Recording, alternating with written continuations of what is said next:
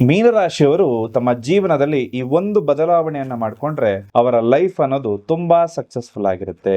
ಮೀನರಾಶಿಯವರ relationship secrets ಏನು, ಮೀನರಾಶಿಯವರಿಗೆ ಸಿಗುವಂತಹ life partner ಹೇಗಿರ್ತಾರೆ, ಯಾವ ಏಜ್ ನಲ್ಲಿ ಅವರಿಗೆ ಮದುವೆ ಆಗುತ್ತೆ, ಲವ್ ಮ್ಯಾರೇಜ್ ಆಗುತ್ತಾ ಅಥವಾ ಅರೇಂಜ್ ಮ್ಯಾರೇಜ್ ಆಗುತ್ತಾ, ಈ ಎಲ್ಲಾ ಪ್ರಶ್ನೆಗಳಿಗೂ ಕೂಡ ಉತ್ತರವನ್ನ ಇಂದಿನ ಈ ಸಂಚಿಕೆಯಲ್ಲಿ ತಿಳಿಸ್ಕೊಡ್ತಾ ಇದ್ದೇನೆ.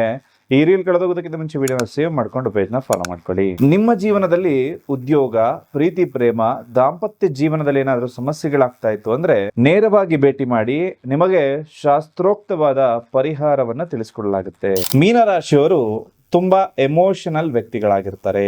ಇವರ ಸಂಗಾತಿ ಸಣ್ಣ ನೋವನ್ನ ಪಡ್ತಾ ಇದ್ರು ಕೂಡ ಇವ್ರ ಕೈಯಲ್ಲಿ ಸಹಿಸ್ಕೊಳ್ಳೋದಕ್ಕಾಗೋದಿಲ್ಲ. ಅದೇ ಮಟ್ಟದ ಪ್ರೀತಿಯನ್ನ ಅವರ ಸಂಗಾತಿಯಿಂದ ಇವರು ಬಯಸ್ತಾರೆ. ಇವರ ಪ್ರೀತಿಯ ವಿಚಾರದಲ್ಲಿ ಒಂದು ಪ್ರಪಂಚವನ್ನೇ ಕಟ್ಟಿರ್ತಾರೆ.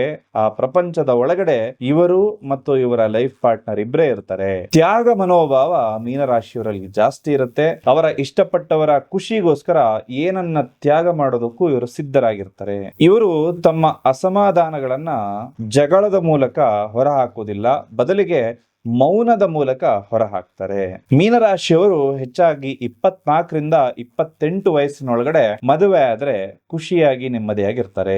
ಆರ್ಥಿಕ ಪರಿಸ್ಥಿತಿಯಿಂದಾಗಿ 30-32 ವಯಸ್ಸಾದ ನಂತರ ಕೂಡ ಮದುವೆ ಆಗುವಂತ ಸಾಧ್ಯತೆ ಇರುತ್ತೆ. ಮೀನರಾಶಿಯ 75ರಷ್ಟು ಜನ ಲವ್ ಮ್ಯಾರೇಜ್ ಆಗೋದನ್ನ ಇಷ್ಟಪಡ್ತಾರೆ. ವೃಷಭ, ಕಟಕ ಮತ್ತು ವೃಶ್ಚಿಕ ರಾಶಿಯವರ ಜೊತೆ ಇವರು ಮದುವೆ ಆದ್ರೆ ತುಂಬಾ ಸುಖವಾಗಿರ್ತಾರೆ.